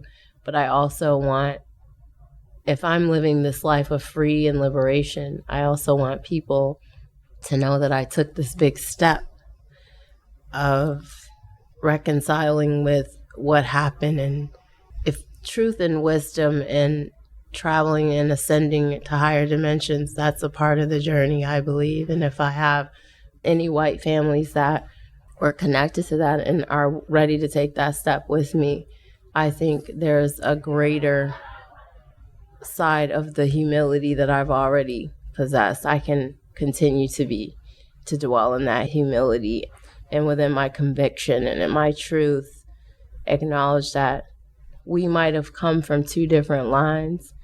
You are the descendant of the slave owner. I'm the descendant of the slave. But if our ancestors who once dwelled here have ascended as well, that my ancestors want me to amend and build a relationship with you. Because if we're truly going to change and be reflections of how the world should truly be, then we have to come to some common ground, right? And align with one another. So the beauty in that is I haven't shared it with anybody back at home. I just kept saying to you, man, did I come all the way to Egypt? How beautiful would it be to share this story? I wasn't supposed to put this book out because this is a chapter. You know what I mean? Like, this is a chapter to tell other Black families who have suffered and other white families who feel like they're all kind of A-list stars now who are like, I don't really want to talk when they find out, like, did your great-great-grandfather or grandmother, they owned slaves? And some of these A-list celebrities and who are white are like, I don't want to. But maybe some of them, maybe our story can help other families and other people, you know, because being of service to one another in humanity, we have to learn, like, what are we capable? How do we push ourselves to be the best versions of ourselves at that time? And when people say the versions of yourself, like, isn't that just being you? But it's like, no, because maybe you and I are going to ascend when we go there to these places. We're going to shed another layer and keep ascending to higher dimensions. You know what I mean? Because that's what I meant by I didn't even know that level of healing. Like, what kind of work, how can we be in the world? What kind of work can we provide for the world after doing this? Right? Absolutely. Absolutely. Because it's one of those things where in the history books or on movies, the focus is so much on black and white, you know what I'm saying, the slave and the slave master. But when you look at the Underground Railroad and the abolitionist movement, there were white people who were involved in those movements. Like, white and black people were working together to push the abolitionist movement. We were working together in the Underground Railroad. We were being hidden in certain white people's houses as well. And perhaps maybe one of your, maybe it's your ancestor who didn't agree, who may have not spoken up at the time, is the one that's tapping into your soul. I think I told you, I think it's my great. I get lose track of we the get great. it. Great. With John McNeese, who a university in Louisiana was named after, and he actually left Louisiana to fight on the Union side. And that's always a story I did appreciate. Yeah. And could feel proud of amidst, you know, it was truly a war of brother versus brother, like literally in our family. Yeah. That Civil War was civil in families, white families. Yeah, definitely. And that's what I'm saying. Like, people have to tap into that energy and that positive wave, right? That frequency is how humanity is. At the time, some of them couldn't do much more than fight, but they weren't going to treat a slave like a slave. They saw this is as another human being that I'm going to fight on this side. There's good and bad and, you know, the yin and the yang, the positive, the negative. And I think that your ancestors, and nothing is by coincidence, so our ancestors clearly have brought us back together to create a new pathway. And like you said, your narrative for your children will be, this is what happened in our history, and this is what I was able to do to correct and reset and take us in a completely different direction, you know, and it starts with healing. I'm glad we crossed paths because it was so funny because I was sitting there and you were like off to the side and she's just like, I heard that you're involved with regenerative agriculture as well. And I was like, there goes this word of regenerative. But she was so bubbly and sweet. I was just like, and so then we started talking and she shared another story that I'm not going to like share right now. But when she told me the name, she was saying that somebody kind of had a negative reaction to her company's name, Bumbleroot. And I was like, I see like a bee in the roots of the ground. And she was like, well, he didn't necessarily see it in that way or whatever. And I was like, well, it's not about him. It's about you. And that kind of broke the ice. And then we started talking and she told me about her product line. And then Kimberly told me a little bit about it too. So I was like, oh, okay, cool. Like, and then when we started talking about our family history, that opened up the door to have a further discussion about healing. So, and that was, many men have not liked the name of my brand, Bumbleroot. So there's not just one. It's funny. Over and over, women love the name and men hate it. And there's something about that I love. And I think I told you that night, this trip would have ended that night. It would have felt like the most amazing trip. So I've been so glad to have this week with you and to have this conversation. Yeah. Toward the end of it. And then our readings were aligned as well.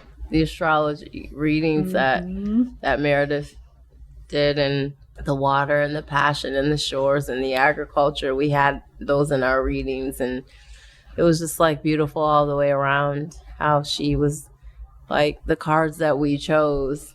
It was like, come on, this is just like, it was just the energy. You know what I'm saying? It was like, wow, we're on this frequency right now on the Nile, coming together, having the readings. So like, okay, universe, we get it. Yeah, it was cool. It was a beautiful experience. There's so many little experiences that happened, but I think that was one of a major like shift. It was a pivot, you know? It was a pivot and then an ascension, because it was like most of the time I'm a little bit apprehensive about sharing certain things. I kind of keep it to myself. It depends on who it is. But the fact that I didn't really know you, and then we had the conversation, and then it was just meant to be, you know what I mean? Like, and that's the thing, we have to allow the spirit to lead us. I think that some people hear the whisper at times and they ignore it, you know, but I take direction from the spirit very well. Where it's like, go or talk or see what happens. And I'm grateful for that, because we could have just talked about our business models and what we were doing, and that would have been it. You know what I mean? But the fact that Louisiana came up in it, and it was like, oh, I found out that within my family history that my great was born on a plantation like in Louisiana. And then she started talking about her family, and what if the conversation just would have been about Bumbleroot or Detroit dirt or policy or whatever? Because we have all those in common too. Exactly. I could have never gone there. But you provided the invitation to when you offered that story. And I think I might have been reluctant to even share I had family in Louisiana. But before I did, you actually said, I have this hope of finding descendants of slave owners that I couldn't do healing with. And that opened it up for me. So you provided that invitation, because that conversation might not have happened otherwise. Yeah, it's true. All the way over here in Egypt. Kemet.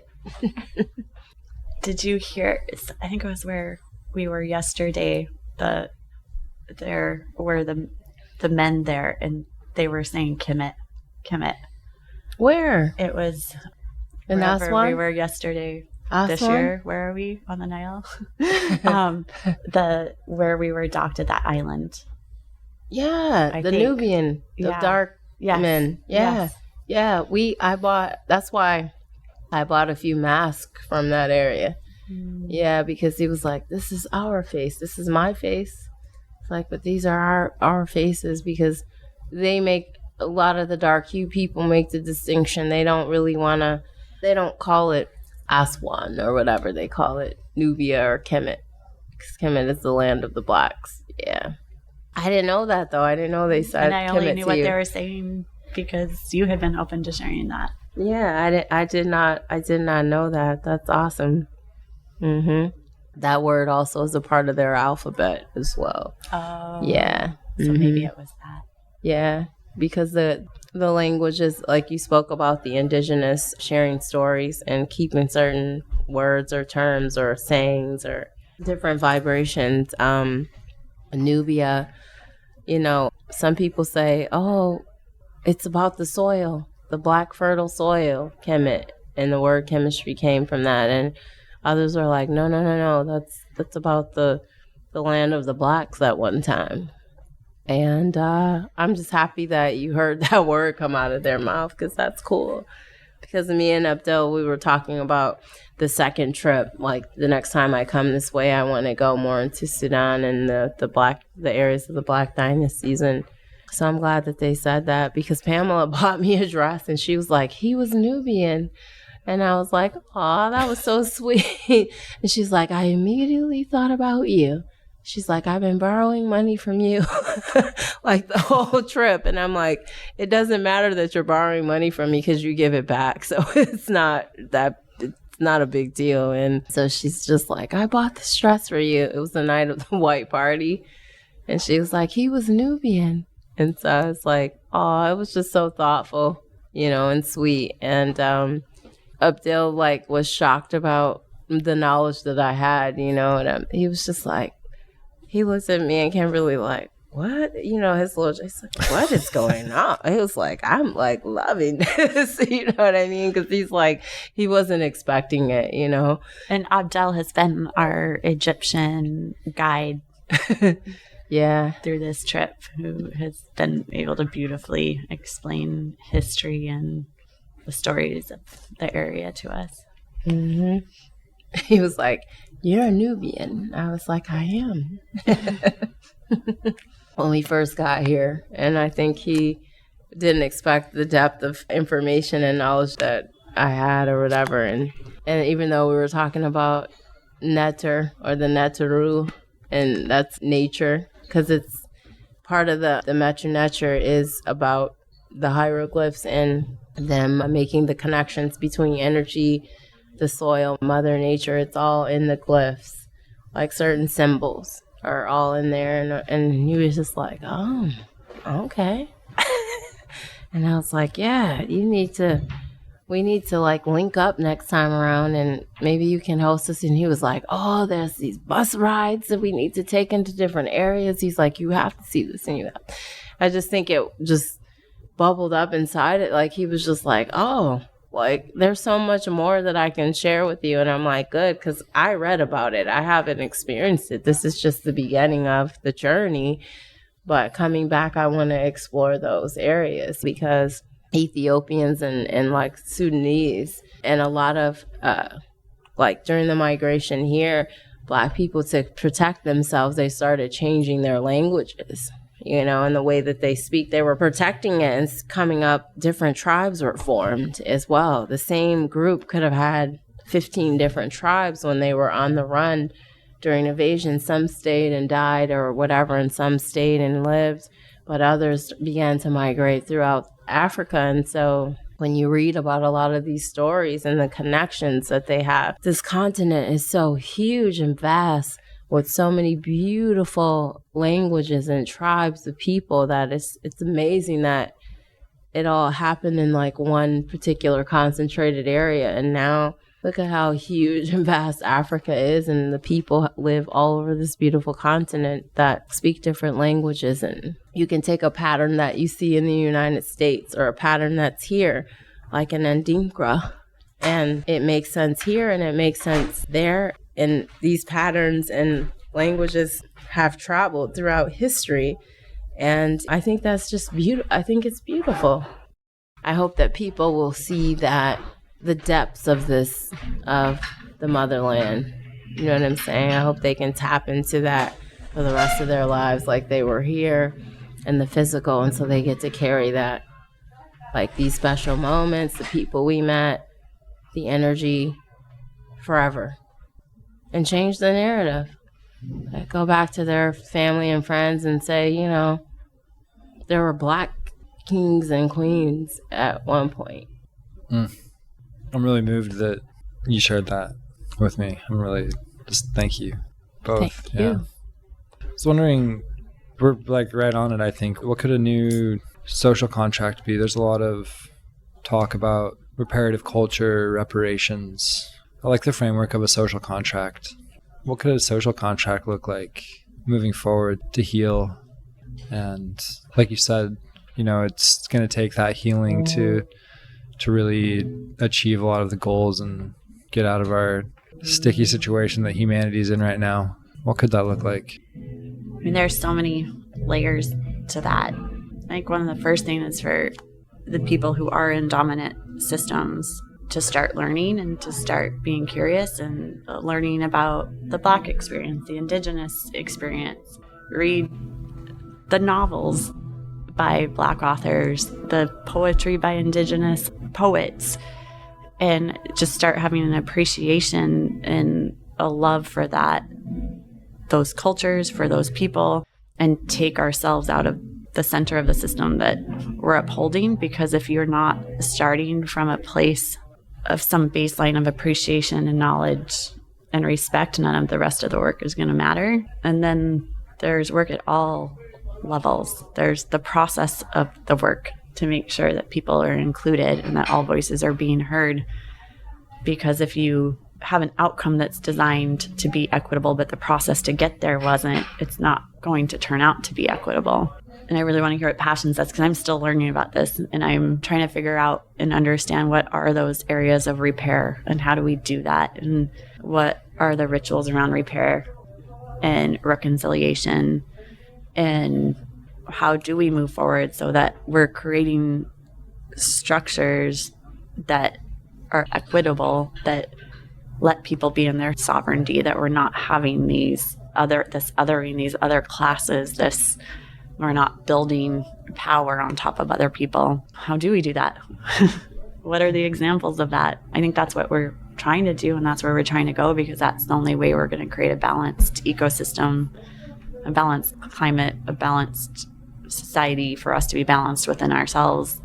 How to do that, I don't always know. That's one of the reasons I came here, to try to explore what those models could be. And we've almost been putting it in practice here a bit in a small way. Mm-hmm. I mean, there's so much when it comes to strategies, like a multitude of things from my perspective on what I think could possibly happen. But one that comes to mind is like economics. If we began to kind of dismantle capitalism in the sense of, because some people are for capitalism and some aren't, and I believe that with tech, with resources, with agriculture, with giving small businesses and people of color some of the same opportunities that non-Blacks or non-Latinos would, or Latinx would be able to get. I think that it comes down to looking at economic structures and how to empower these small businesses or farmers or whomever. That's important first and foremost, because it's like, we don't walk into banks and get traditional loans. And like, there's always some type of redlining or gentrification going on in our communities. It's always been going on. It went on here and it transferred into all the other parts around the world where we are. And so it's like, I never had like a traditional loan. I never had really traditional investment opportunities. Most Black people that I know bootstrapped it or came out of corporate America. Some of us came out of corporate America or consulted, and we took the money that we had. Not to say that white people haven't done the same thing, but I'm just saying, like, most of my friends and everybody that I know, there wasn't an investor that said, hey, let me come along. So financial or economics and learning opportunities as well. You know what I mean? Like, people say financial literacy, but at the end of the day, it's like, I think economics should just be taught in a certain way where it empowers people to understand the currency, that it empowers them to understand economics from a different perspective, in the sense of, what are commodities? What are stocks? What does this dollar really mean? What does this currency really mean? If you understand your model and how you're supposed to operate within that model, have you had a cost analysis done? You know what I'm saying? Because a lot of people think, oh, I'm going to go and compost. And so I didn't really have the time to make the connection between, I knew that I probably wasn't going to compost forever, but I wanted to create a model that could be replicated and that other communities could benefit from. But as far as like the dynamics of generating, profit or revenue, I knew, I was like, okay, it's going to take so many contracts to generate the revenue that I really need within this model. So is this more of a social impact model? Is this a for-profit? And so I really had to learn. And amongst other men and women that I love and admire, like my attorney, a couple of my closest friends who came out of the financial world who were MBAs, because I started off in finance in undergrad, but I ended up getting a marketing degree. And it was like, you kind of piece things together and you figure out, okay, and within this cost analysis, like, this isn't feasible. Like, unless I'm on 10 acres or 15 acres of land, I'm generating so much revenue, I have so many contracts. So empowering people is teaching them how to fish. I mean, that's the old saying, not giving them the fish, right? It's teaching them the process of everything around them to make them viable and sustainable. It just starts with that, because that's different in every region around the world. Here, it might be just having a place where all of them can co-op in a community. Like a co-op may work in this particular area, but when you travel south, it may be something different. They might need an area like an incubator.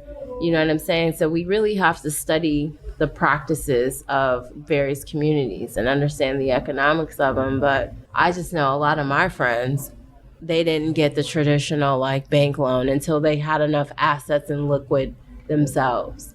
And that's how we're trained to think that way too, as Black people in most of these communities, urban communities around the country, because we're like, banks aren't gonna, we can have $1 million in the bank. It doesn't mean that they're gonna give us a loan that we need that's gonna help us operate and sustain, because banking is very racist. You know what I'm saying? Like, and you don't even wanna go into, I got to a point where it was like, I didn't really want to say some of the things that I said yesterday, not because I was trying to avoid it, but you just don't want the headache. Sometimes it's a headache or a burden of saying my skin is Black and that's what people see when I walk through the door. It's the truth, but you don't always want to engage with that conversation because you loathe it at times because it's such a heavy burden, and across you carrying this.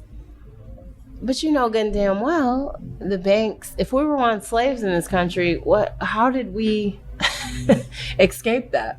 We had help and partnerships and co-ops or whatever back then to get us through, but it's the same thing in 2022. Like, most Black people, they're not going, if they're going to buy a house and get a mortgage, that's one thing.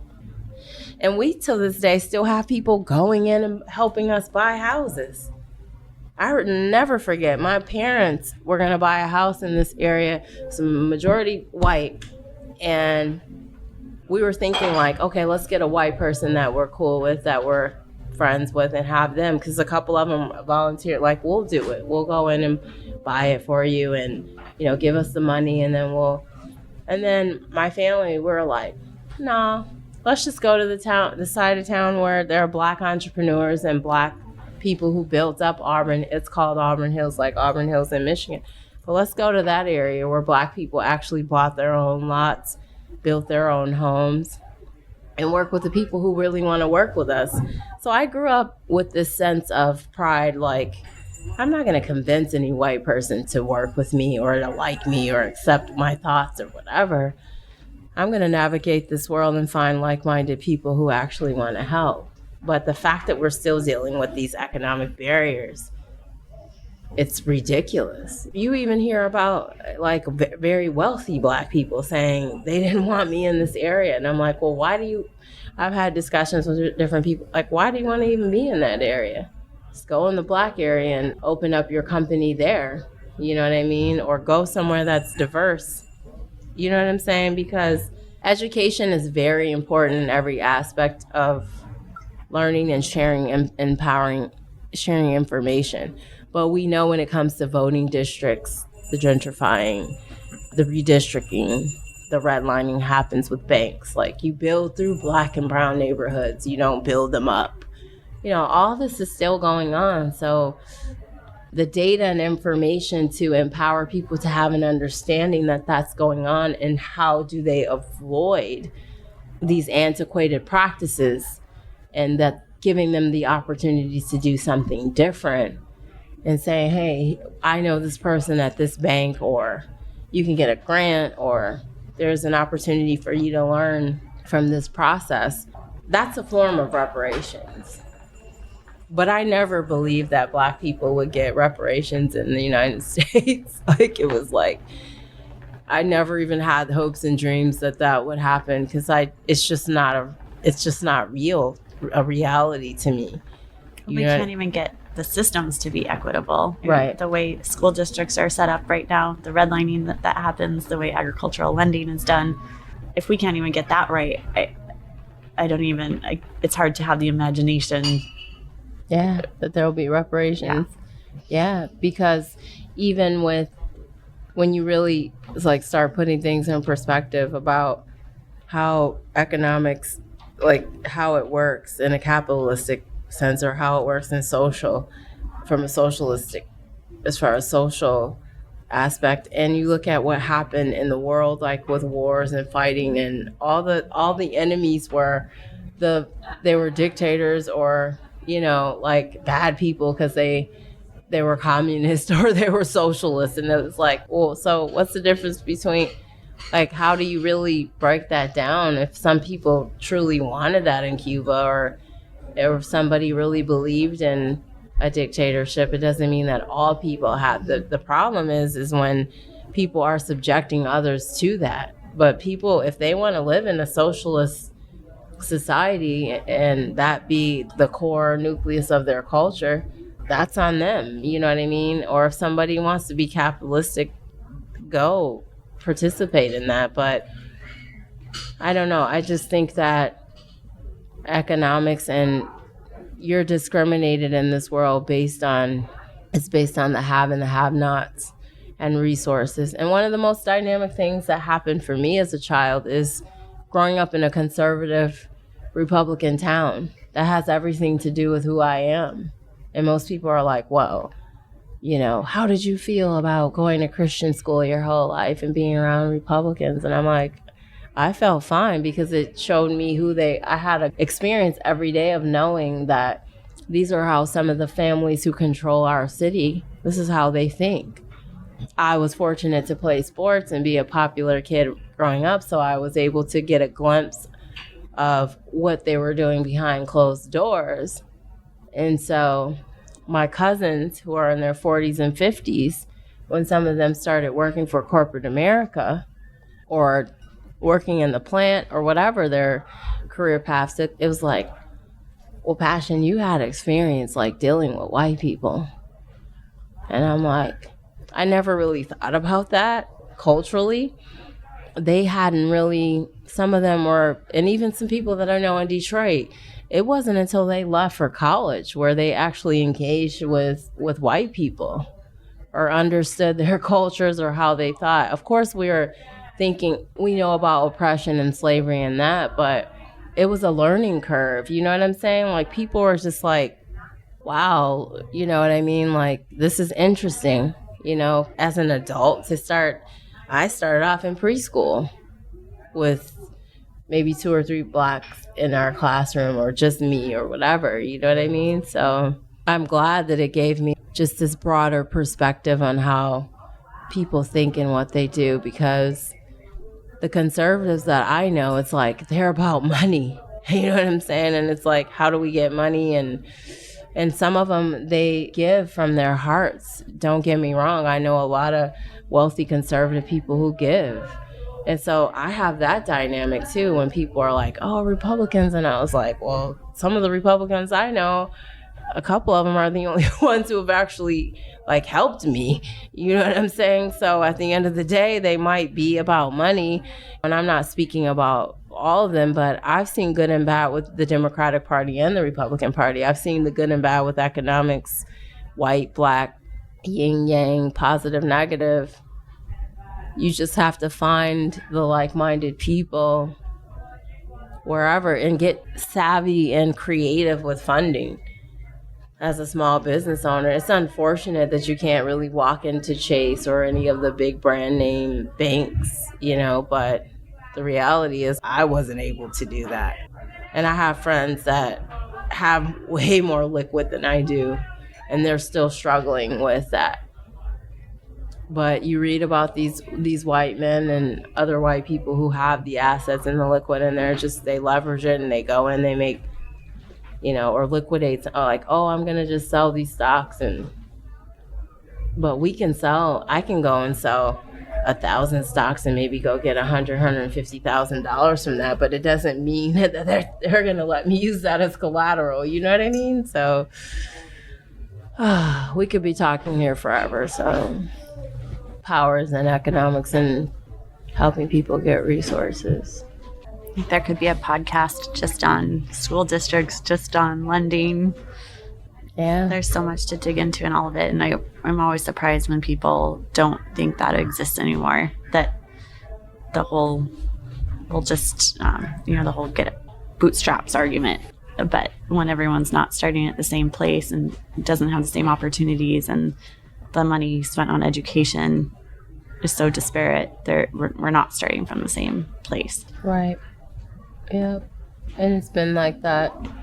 You can go back 40 or 50 years and education during civil rights when they were fighting for inequalities and, you know, environmental justice has always been at the core of what we've done, no matter what we've labeled it or called it. You know what I'm saying? Like now it's equity. It was affirmative action. There's been all these laws that have taken place. And if they were so great, we would have stuck with one or two and kept building with it. But instead it's become like all of these various like laws and policies that are supposed to liberate and free and help or support. And when you are in Detroit, like a lot of other like black and brown communities, you can go in and actually see how you see these lines and how everything is separated and built. You can literally see that. Like, oh, this used to be Black Bottom, where all the black people own companies or stores and restaurants, and they plowed right through it. They built a freeway through there. You know what I'm saying? Or you can look at how they redistrict and the gentrifying and for voting and that, and you just see all this separate and segregated. It's continuing to happen like that. The divide and conquer agenda is still real and relevant to this day. Pashon, what do you think in terms of social contract that William is talking about? Where are there avenues for repair? There's the structural issues that we're talking about with the funding and governance models. But on that first step of repair, have you seen that done in a way that felt good, that felt productive? As far as repair, and I'm starting to see it a little bit. The USDA for generations, black farmers never really had the opportunity to get the same funding when they inherited land or they earned to buy land. It was difficult for them to borrow money or get grants, right? But a lot of the families from Europe would come in, immigrants at that time, and they were able to get funding or loans. And so what's happening now within the climate crisis, as far as like the USDA and other government agencies, they're starting to come up with allocations of funds for Black farmers or Black companies that are actually combating the climate crisis, which in my 44 years, that's the first time that I've ever seen anything like that happen. Now, do I think it's still going to be political? Like if they're giving out $33 million and they're only going to give it to 33 companies, do I think going to be somebody Black or somebody that's Latinx that's going to have someone in their community, a politician who they know? Sure, but it's still progress, right? And I had never seen that before from an equitable perspective of the government agencies taking responsibility and actually acknowledging it and saying, sure, that's a very small number when they start talking about $200 or $300 million and how it's going to be allocated. But I think family foundations, grants, and banks should start working together to help people of color, women, the BIPOC community. They should be helping. And I think for people who want to learn more about that, there's a book called Farming While Black that gives a good history of why Black farmers were so disengaged from the government system and the way that USDA lending committees were set up, and a lot of other things. But there's a whole history that people can dig into more there if they want to know more. Yep, they sure can. The bows are going to separate, so we should go. Do you want to close, or are you good with that? I just encourage people to continue to learn and explore and read as many books and get exposure as they possibly can, and have an open mindset about what history was and what it possibly can be, and think about places and where people who may not look like them, what their contributions were they're Indigenous, Black, Latinx, to think about that. And then my last thing is to close this out, is the most vulnerable communities around the world who are being impacted by this climate crisis, to keep that in mind, that there are some people out there that need your help, and whatever that is, whether it's volunteering, donating to organizations, but to learn about what we should be doing in an adaptation plan. Because climate is the one thing that's actually bringing all ethnicities and cultures and people together for once. It's a new day in that sense. So. Love that. Thanks, you two. Thank you. This is the Hatch podcast series. Pashon, Sara. It was really an honor. I'm really excited that you shared with me like that. So, yeah, thank you. Thank you. Grateful. Maybe regeneration in all its forms, personal, cultural, societal, environmental, is a conversation. What might happen if everyone was represented? If the conversation reached across continents and deep into the heart of communities? What if it focused on more listening and less on defining for others? What if it led with the feminine, with that which nurtures and feels heartily, not as a form of apology, but as a statement? What might happen if we invited the slaveholder and the slave, in all their varied iterations throughout history, to share a meal, to repair? What if the entire system gave of itself to create anew, a lizard dropping its tail for the sake of survival? Again, it comes down to context and perspective. Many might view a planet and species on the brink of existential annihilation, and others might say that we're only just beginning, and the narrative is up to us.